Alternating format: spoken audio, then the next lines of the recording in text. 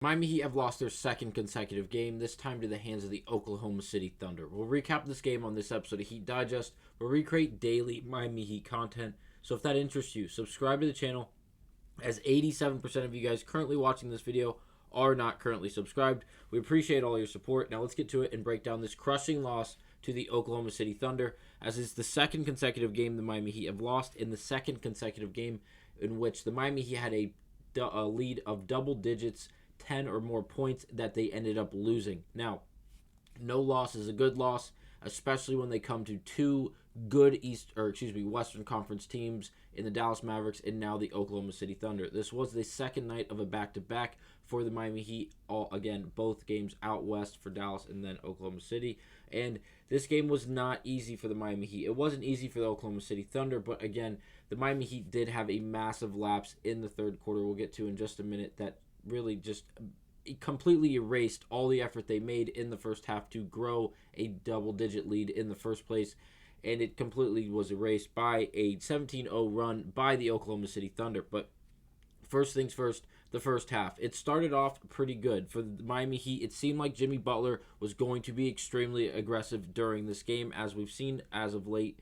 And tonight, in the first quarter, he had 6 shot attempts. After that, it kind of seemed like he flamed out just a bit. He finished with 20 points, 10 rebounds, and 8 assists. Overall, a great game from Jimmy Butler. But again, offensively, putting the ball in the basket, he was not as impactful, at least as it seemed like he was possibly going to be, especially early on in the first quarter. He ended with a plus-minus of +3, so he did play pretty well tonight for the Miami Heat, and we needed a bit more from him, unfortunately, as Duncan Robinson, Nikola Jovic, Bam Adebayo, and Rozier all did struggle tonight.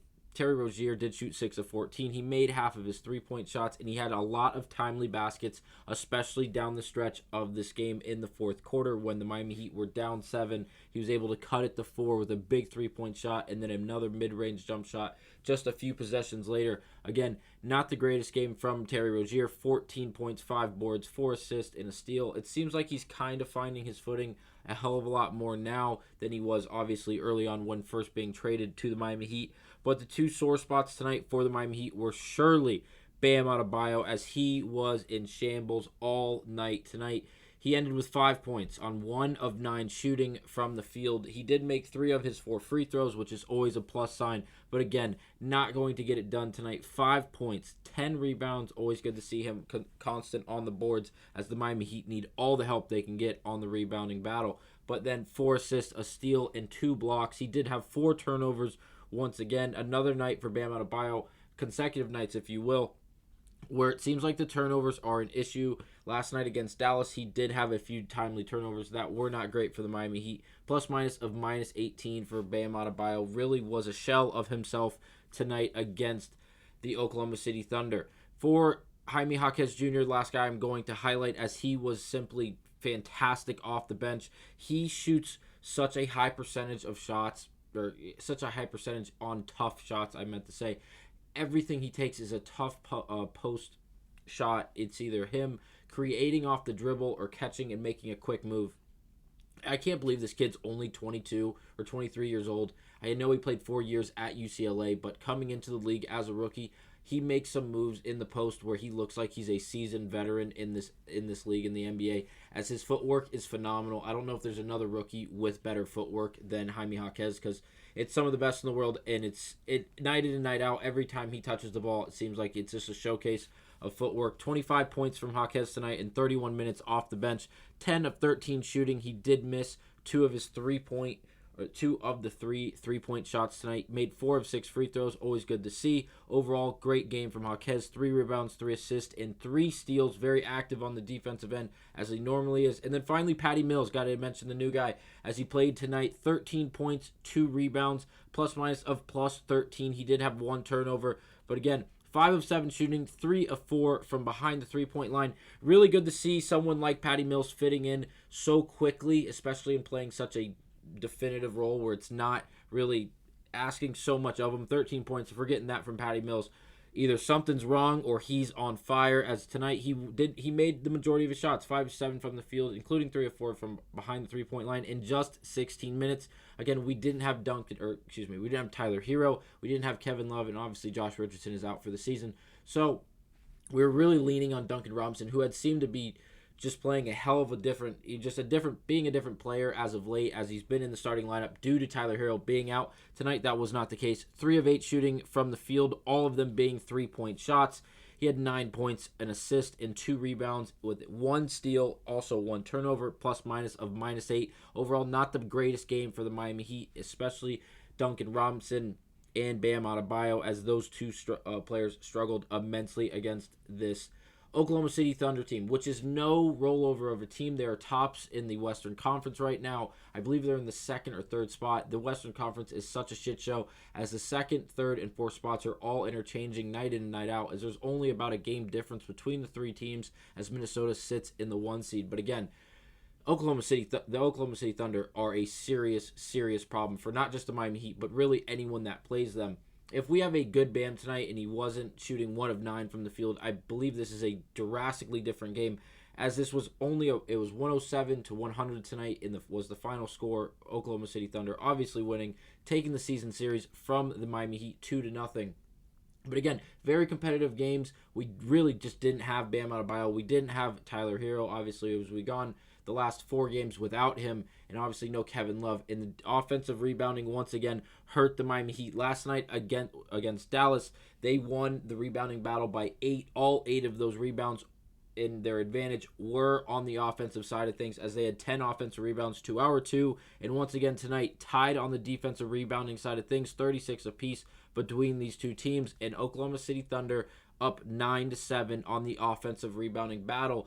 If we lose the offensive rebounding battle, or really the rebounding battle overall, you are not going to win basketball games, especially when they're coming down to the wire and they're very close. Down the stretch, the Oklahoma City Thunder had 2 very timely offensive rebounds that not only allowed them to reset the shot clock and be able to take more time off the clock, but it ended in big baskets. The first one was a 3-point shot that extended the lead from 4-7 late down the 4th quarter.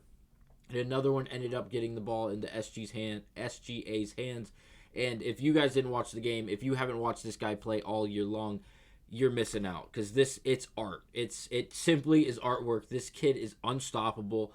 Let me know down in the comments if you think there's some form of scheme, if we should run man, if you run zone, because I was watching him play tonight, and it's not the first time I've watched him play this year, obviously, but watching him play a team that I'm rooting for, a team that I cover, it's insane. It really is. If you watch this kid play basketball, like I said earlier, it is literally artwork. He is basically unstoppable. He had 37 points again tonight. It seems he's averaging 31.5 for the year.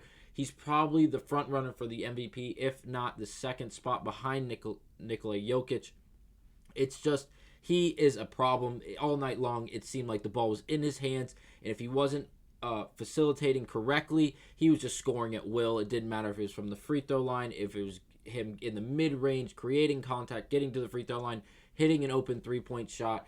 His handle is otherworldly. He's on the same level as almost a Kyrie Irving with his handle, and his ability to just do everything around the basketball court. His length adds such an ability to defend and rebound. It was highlighted explicitly tonight against someone like Terry Rozier, who has such a disadvantage against someone like SGA in the sense of height and length.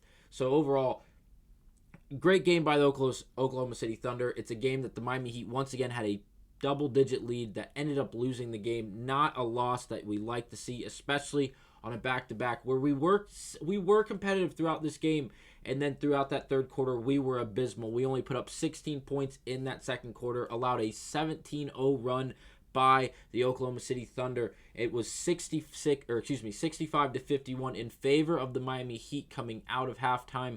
After halftime, we had a 10-point lead. Go to the 3rd quarter, we score twice. We're up 14, 65-51. We're sitting good. 17-0 run goes off by the Oklahoma City Thunder, led by SGA, who, again, just, you can't guard him. It's insane. He really can just do whatever he wants, whenever he wants, at his own pace, and it's amazing to watch.